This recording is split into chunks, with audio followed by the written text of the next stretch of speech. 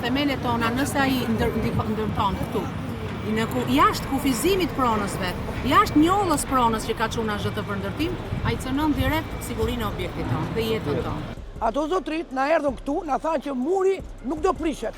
Avullia nuk do preket me do u betuan për fëmijët e vet, që nuk do prishet. Kur ata nuk na rujtën e dje, që s'kisha asnjë këtu, e shkataruan. Ne këtë shtëpi më zemre kemi ble me gjak trupi.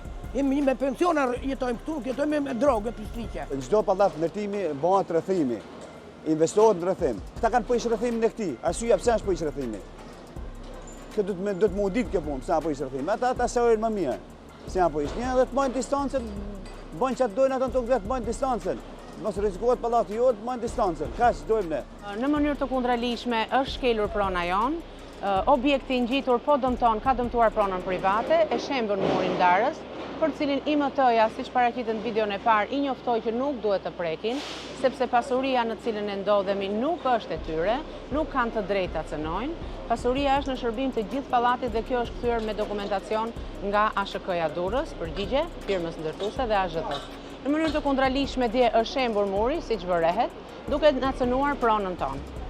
Kemi njoftuar IMT-n, kemi njoftuar dhe policinë e shtetit.